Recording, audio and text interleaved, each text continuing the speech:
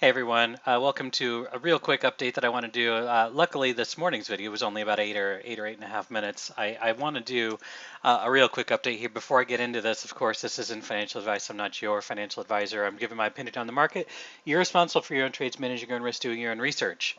So let's go ahead and take a look at the chart. I want to take a look at a few different things that have been happening today specifically. But before I get into it, the first premise of this entire video has everything to do with the last times, every time that the algo has given us this buying indication. And again, just in case that there's somebody new here that's not familiar with this, we had a buy indication right here based on the green 1 hour and the yellow 3 hour.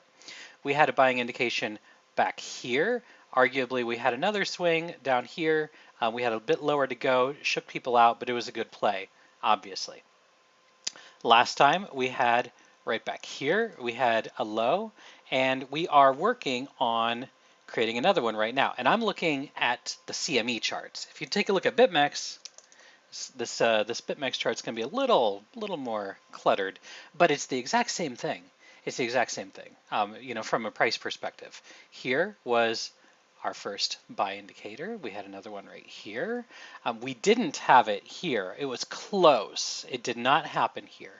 But we are creating that, I don't want to call it an indication that this is the bottom, but what I will say is it does look very much like this is a bottom that we are in the process of creating.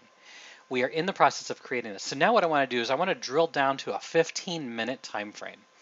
Don't do this very often. I do not do this very often, but I do want to show you guys what is stirring up here in the charts right now. All right, so first off, let's take a look. Back here, we have a range. We had a tap into liquidity to the downside, tap into liquidity to the upside, came back to liquidity on the bottom. Then we had our spike up here, and then we fell through. All right, so now what do we have? Now what do we have? We've got something very similar going on. I'm actually going to take this up here just a step, go straight across, and I'm going to go down here to the bottom, and let's see what we've got. We have, at about 93.10, we have a very important liquidity pool that we have tapped twice. We have got this bottom right here. We've got a long wick down here, which has had so far a nice reaction. Now, I would argue this is the median that we are fighting with right now, here at about 93.85. We're trying to push up through it. I actually tend to believe that we will eventually push up, and we will push up and out of this. And then what we potentially could be creating is a little bit of an inverted head and shoulders. I'm not going to call that too soon, but if we get a move up and out of here, up to about this level at about 96.50, we get a rejection down here to about 9,500. Then we get this move up. We're going to complete this move.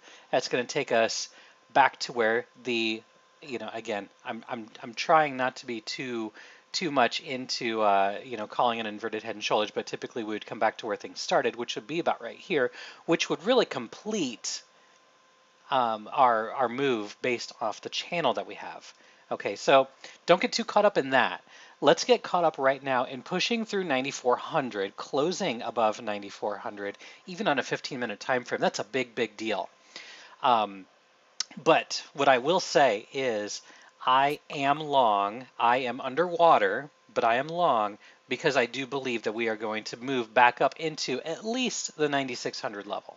If we move up to 9,600, 9,700, I'll probably close out. And full disclosure, I've got short positions sitting up between 9,700 and 9,900. I do have short positions up there because even though this is a good bottoming formation that we're in the process of creating, I am going to be hedging short on a spike up to about 97 to 9,800. I'm going to be very interested in shorting up here, but for right now, this looks like we are starting to create a bottom.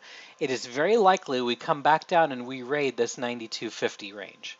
Very likely that we could come back down here before we move up, but one could say that that is likely what has just happened. We raid the lows and then we start to move higher. If we take a look on the hourly, let's just take a look at our Stokes really quick. I'm going to try and keep this one down to down below 8 to 9 minutes as well. Let's take a look at just our indicators. All right, so what do we have here? We have the hourly that has crossed bullish, and we have the 3-hour that is just getting ready to cross bullish as well.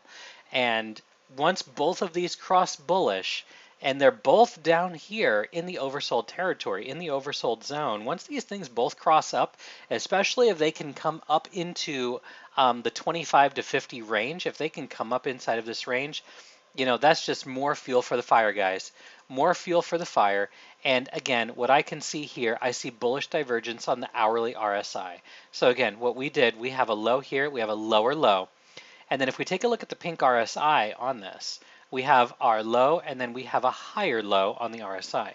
So not only do we have a little bit of bullish divergence on the hourly, which is a shorter term time frame, so you have to imagine that this divergence is going to play out faster than say a daily or a weekly divergence. But we do have a little bit of bullish divergence on the hourly. We've got our hourly Stokes and we've got our 3-hour Stokes that are set for a move to the upside. So I wanted to point this out as it's happening because even though I do believe that it is very possible we come back down here to the 9,300 level, likely what that could potentially be creating here is we've got our shoulder, we've got our head, potentially another shoulder in the process there. I don't want to get too caught up in head and shoulders, but the volume looks good. The volume looks really good right now. And all it's going to take is just satisfied bulls to say, okay, we need to do a markup on the price now because we have filled our bags as much as we want. And so we just have to, watch the price action. If we are able to overtake 9,400, especially if we are able to overtake 9,400, I do think that 96 to 9,800 is going to be in the cards. So as far as stop loss goes on a trade like this, if you're going to get into a trade, I would try and get in as close to 9,300 as possible. Still a decent entry up here at the 9,400 level. But more than likely, this is probably going to pull back just based on the price action that we have right now. It's very possible it does pull back again to the 9,300 range. I'd be interested in filling bags up down here at the 9,300 range and then looking to take that trade up to 96 to 9,800, as I said. All right, guys, that was not financial advice. So that's all I'm going to say there. That is just my opinion. You're responsible for managing your own trades and doing your own research, managing your own risk, as you all know. But if this video did help you inform yourself in any way, shape, or form, please feel free to like, subscribe, share, all that good stuff. I do appreciate everybody watching. And wherever you are in the world, I hope you're having a good day, a good night, good evening. Stay happy, stay healthy, and cheers, everyone.